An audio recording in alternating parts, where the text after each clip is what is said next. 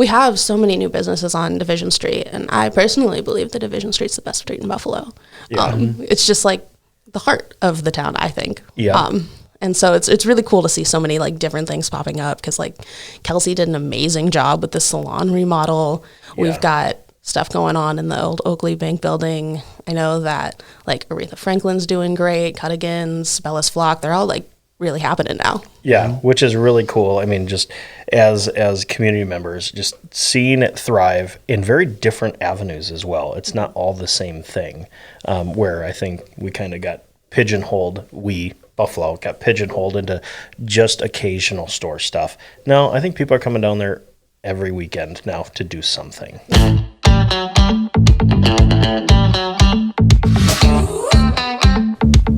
This is the Buffalo Community Podcast, all about the greatest small town in the USA, the people in it, and how it all works together. Here are your hosts, Tyler Reiss and Mark Benzer.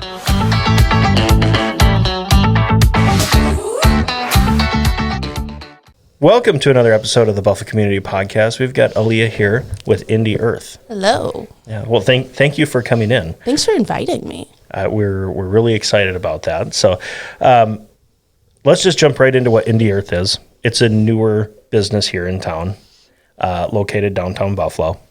Let's just start there and let you take it from there. Got you. Well, Indie Earth, I kind of like to explain it as a one-of-a-kind shopping experience, because we have three like distinct categories in there.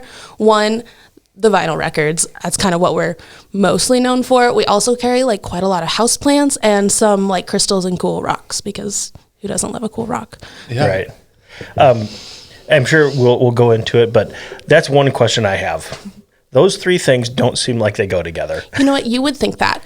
But my theory behind this these are three things that I'm interested in. And if I'm interested in all three things, why aren't other people? And as it turns out, they very much are. They very much are interested in all three. Okay, which kind of shows me this last weekend you had, or downtown Buffalo had Ladies' Day Out. I saw this Instagram post where you had people lined up on the streets, and it wasn't a nice weather day. No, it wasn't. Waiting for you to open for the record event. Yes, so Saturday, my bad. Saturday was also Record Store Day. They happened to fall on the same day as Ladies' Day Out. But Record Store Day is kind of a worldwide organization where like tons and tons of independently owned record stores get together, and we get this list of exclusive releases that only we can have. And so Saturday was the day those were all released. So there was about 300 titles in total. We didn't get all of those, but like a lot of different artists do this, and it's a huge draw for tons of independently owned record stores like all around the world. So I was just really grateful to be a part of it. Oh, very cool. I didn't know those things were synced up like that. Records. I mean, are they talking about like new music, or is this like re-release of old music? Tell us a little bit about that. There's both, honestly. I know that my store, my demographic, we sell mostly new artists. Like Taylor Swift is our biggest selling artist at our store. Shocking. Which listen, I love Taylor Swift. We will do no slander here. Yeah. Yep. All right. We're gonna argue Taylor Swift right now. So. I'll win. Yeah. I promise. She's gonna write a video about you. Yeah. So, all right. Yeah. Go ahead. Newer artists. Newer artists. I know that we do have like a good mix of like older artists, re-released artists, that kind of thing. Just today, a Kelly Clarkson record that was never pressed to vinyl got pressed and released today, and it was Meaning of Life. But this is probably going to be old by the time this comes out, so rip, my bad. Yeah, no, that's all right. We're good.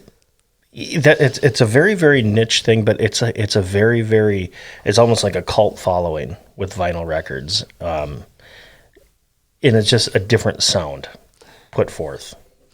It is. I don't think that's why they're coming back, though. I think that the reason vinyl record is coming back so strong is that fans are treating having like the physical record as a piece of merch. Mm-hmm. So it's like the same as buying like a t-shirt of your favorite band. It's just like a physical thing you get to have to be like, yes, I love this artist. Yep. And like, yeah, we play them and it's fun. But the main reason we're collecting them is for like just to represent like the music we love. Yep. Oh, okay.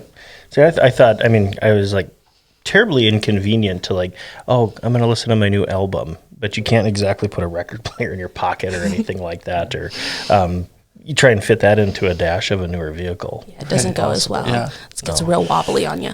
Yeah. Well, and I think for record fanatics, just the process, the taking it out, so yes, not as convenient, but I do think there is something that people enjoy about dropping the needle and a little bit of the scratch, a little of that some people really enjoy and get a lot of out of the whole process versus hitting play on your phone or whatever. Yeah, for sure. I think of it a lot like there's some people that like to make like really fancy morning coffees. You don't need to do all that. We've got Keurigs. There's some people that like to put on vinyl records. You don't need to do all that, but you choose to because it's something you enjoy. And I find that that's just kind of a little bit of a difference to how it used to be. Sure. So I'm sorry. No, go ahead. I was going to change the subject. So if you were... Well, I'll just add on to this a little bit of a subject. There's a little bit of an Americana to that of just like, I'm going to take this one little peaceful part of my life and just kind of almost unplug of everything else. For example, I did not turn on the news this morning. I woke up so grumpy yesterday because I listened to the news. I said, you know what? I'm not listening to the news in the morning. And I would kind of equivocate that of just something, no, this is my little event. I'm going to enjoy this. So I can get behind that. Get see what happens. Yeah. Right. So tell us, about you personally, your connection to Buffalo, or have you born and raised? Are you new to Buffalo? Do you not even live in Buffalo? Tell us a little bit about you. Well, I do live in Buffalo now. I was actually, I grew up in St. Michael, so 20 minutes down the road. It was basically the same community. Sure. But I have lived out here for the last 5 or so years. And now that's surprising coming from a St. Michael person saying basically the same community. Well, okay. Almost every St. Michael person I know, they don't want anything to do with Buffalo. So I maybe have a little bit of a hot take here, but Buffalo is better in pretty much every way, I find. But that's a personal opinion. Let's put this in the STMA public page. Yeah. They're on the community board. They'll have a riot. Because they've gone viral a couple times on KS95 and KDWB for their community page. So that is true. Anyway, so you live in Buffalo now. I do live in Buffalo now. Sure. Sorry to interrupt you there. I just thought it was, that's interesting. Yeah. That is a hot take. It is. I know. Yeah. And so when we keep interrupting each other, I'm sorry. No, that's all right. So you have this idea, I want to open a store, and here's what I want to do. I guess from the time you had the idea to where we are now, how long was that process? What was that like? Well, okay. So the idea kind of came naturally. It also, the opportunity just sort of fell into my lap. My mom is the owner of JTB Home, and they were relocating into a new building that they bought. So in the building, it's the old Oakley National Bank building, there was this section towards the side that had its own entrance and was perfect for its own space, and they were going to rent it out. And so what we were doing was we were like, oh, well, we'd love to see to come to Buffalo because, we all like to do that. And I was sitting there well, we don't have anything for records, new records at least. We don't have a ton of dedicated houseplant things. We have a lot of we have the florist, which is amazing. We have some other pop-ups that do more outdoor stuff. We don't have a lot of houseplants. And at the time, there wasn't a lot of crystal places either. So I was like, well, I would like to see one of those 3 things come. And then as we were thinking about it, and I was like, well, what if I just did all 3? And then I did that. And that was about February when I was like, okay, this is what we're doing. And then we opened in September. So sure. Yeah. Wow, that's a very condensed time frame. And then do you have a background in business or anything like that, or? Not like a full fancy one. I had an Etsy shop with my sister in high school. We made dog bow ties. It was called Teddy's Furry Fashions. It was great. Yeah. But then I went to college, and so we shut that down. Sure. That's amazing. It's almost like when you jump into entrepreneurship, you almost don't know what you can't do or what you can do. And it's almost like being a little bit naive to biting off a big chunk is oh, great. And then people are like, oh, wow, you did all 3 in a short amount of time. Yeah, I didn't know it. I couldn't do that. Yeah. So, well, and I also had just the most amazing support system because my mom has owned JTB Home it's going to be their 10-year anniversary this year. My dad is also self-employed. So we're very business ownership type family. So I knew that anything I don't know, one of them's going to know. Sure. So they're going to be able to show me. Sure. Yeah.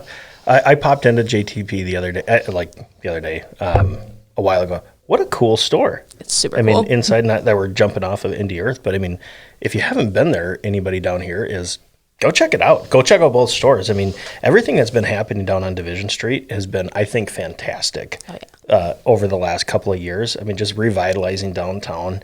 I don't think there's really any vacant spaces. Maybe now. Actually, now on the end, now that the insurance. Yeah, I think there's two.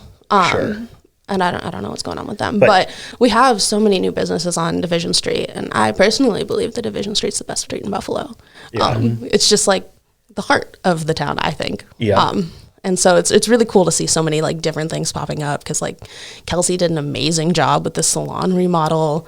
Yeah. We've got stuff going on in the old Oakley Bank building. I know that like Aretha Franklin's doing great, Cuttigans, Bella's Flock, they're all like really happening now. Yeah, which is really cool. I mean, just as community members, just seeing it thrive in very different avenues as well. It's not all the same thing, where I think we kind of got pigeonholed, Buffalo, got pigeonholed into just occasional store stuff. No, I think people are coming down there every weekend now to do something. Well, there's only like 4 occasional stores left. Right. Like there's really not that many. I guess, well, 4.5 if you consider the basement of the porch, because that's open occasionally, but like the upstairs is open every weekend. So like there's really not a lot of occasional stores left. I mean, the occasional weekend's still fun. It's still a draw. Yeah, right. But it's definitely not the only thing we can do here in Buffalo. Yeah, it's very fun. Yeah. As far as, you know, what you have going on now, what have you learned? Is there more, do you have new ideas, or are we just kind of taking this concept and it's going great and keep running with it? I mean, it's still going great, Yeah. so we're going to keep doing it. Yeah. I'm always kind of expanding like product lines and stuff. Yep. We always have new things coming in. Just basically anything I see is like, ooh, that's fun. I want that. So it comes into the store, and that always works for me. Yeah. Sure. Do you have a musical background that got you into records? Yeah, so I actually went to college at a music school. I have a degree in audio production and engineering. So that's my background. I'm a songwriter, I'm a musician, I'm a producer. So I went to school for all that, and then graduated, and COVID sort of shut down the entire music industry like right after I graduated. Excellent. Yes, it was great. Yeah. So we kind of had to adapt. We went from recording in studios to like sending files over email. We have better ways now, but like that's how we were doing it at first. And so when I was like doing what I went to school for, I was doing it all online. I wasn't really like, I had to relearn everything. Sure. So I got like the day jobs, worked at a greenhouse for a while, worked at a women's clothing store for a while I was doing this on the side. And I was like, well, if I'm going to have like 2 avenues, I would like it to be something that I really want to do. Mm-hmm. And so that also kind of led to the decision of opening a store. And so we're building a recording studio kind of in that back room that we can transform after hours to like have cool. artists in. Nice. So that's like kind of part of the long game. Yeah. Do you have any music that you could share with us right now? Like of your own stuff? Yeah, I have an EP that I released in October of 2021. It's called A Little Too Close. It's on all of the platforms. Sure. If I pulled it up right now on like Spotify, would it? Yeah, it would be pull there? up. It would be there. Hold on. Keep talking. I'm going to pull up my Spotify. Luke, can you make sure my Bluetooth is hooked up? You guys can keep talking. Yeah. Okay. You know, this is the beauty of pre-recorded live podcasting. Oh, yeah. We can just like awkwardly pause for a second. Right. Yeah, no, so I do that. I also do a lot of work for other artists too, mostly remotely, but I'm trying to bring more like local stuff in as we're building this recording studio and just getting back to what I wanted to do in the first place with like the studio recordings. What is it? Okay, it's called A Little Too Close, and then Aleah, Aleah. It's on all streaming platforms. If you're gonna leave this in, you should go stream it. Okay, The purple Right one. Yeah, that's me. Tongue Tied is the best one. Okay. Give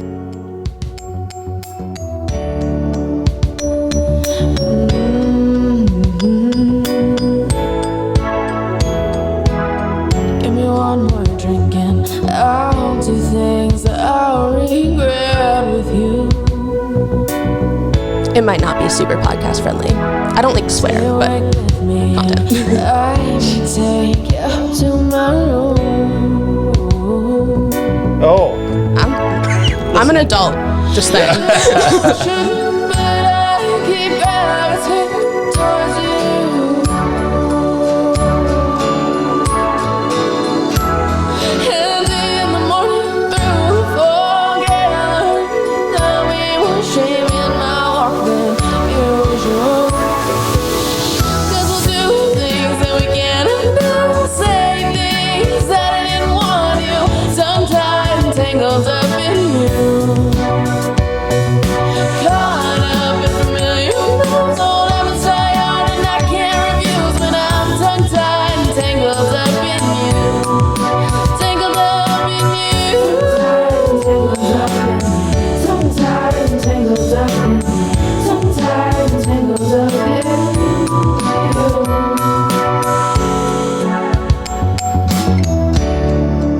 But anyway, yeah, that's my song. Cool. Cool. We're about halfway through there. That's awesome. Thanks for letting us play that. And Yeah, for sure. Any opportunity I get to plug something, I'm gonna do it. Yeah. absolutely, absolutely. So yeah, that's really fun. Is that you playing? Is that you singing? Is that you producing? Is that everything you? It is all me. I had a couple other. I had my girlfriend Bren. She is co-producer and co-writer on that song. So she played some of it. I played some of it. Sort of interchangeable there. And then I had a drummer. His name is Xander, and he's incredible too. So he was on that as well. Yeah, I think that's the first time we ever had like an actual musician on here to actually feature their sound. Yeah. Look at that. A podcast first. Yeah, Podcast first. You know, for all 250,000 of our viewers. Wow. And Don't tell me that. I'll get nervous. yeah, that's why we wait until like the middle of the interview. So that's pretty cool. So you musical background. I always like to ask because I love like 70s rock. My kids love 70s rock. I mean, when they say, you know, hey, play the Eagles and turn it up, you know, I thought, it's fantastic. Or, you know, my 8-year-old boy listening to Bob Seger. I'm like, you rock. Is there a favorite genre that you have? I don't believe in genre. I feel like that pigeonholes you, but that's just the pretentious artist in me coming out. So to give you a real answer, I'm a big fan of like kind of the indie pop kind of vibe, alternative pop, somewhere between like folk, pop, country. That's kind of where I like to live. Yep. But you know, I like to have elements from all kinds of different things because it's more fun that way. Yeah. You know, kind of an indie earthy element. Exactly. There's a lot, and there's a. Nice, Mark. It was a good one. I had a good job. Yeah. I get a sticker on my chart there for that one. Yeah, that's actually kind of part of how we named it too. Because I'm very big into like supporting independent artists, and so I was like, that's got to be part of the name, like it does. And then like that. There's a lot of mashups going on. I mean, like those things can overlap when people are putting, you know, John Denver and Dr. Dre together. Is like. People like, I mean, it just definitely has a vibe to it. So that's really cool. I really liked hearing that. Anything else about the store that we're missing, or anything that you're looking forward to here as we hopefully get into summer months here? Yeah, well, if we ever get into the summer months, the plants will be even more plentiful, which is amazing. Otherwise, we're always kind of giving new ideas. I know a lot of people have been asking for like classes, so we might do something like that. I know we do a lot of like listening parties for new albums that get dropped, so that's always fun. So yeah, just like keep an eye out for the social medias because I post so much on the internet that you'll know. And what's your handle? It is at indie_earth on everything except for Instagram. And on Instagram, it's at indie_earth with an extra underscore. Okay. Nice. They wouldn't let me have it. Oh, raspberries. But, well, Aaliyah, thanks for coming in. Yeah. Thanks for letting us sample your music. Go ahead and go and listen to it, everybody. Yes. But for the Buffalo Community Podcast, I'm Tyler Reiss. I'm Mark Benzer. And I'm Aaliyah Tucker. Thanks for listening to the Buffalo Community Podcast, produced by Edlund Media. You can find us on Facebook and YouTube, as well as anywhere you listen to podcasts.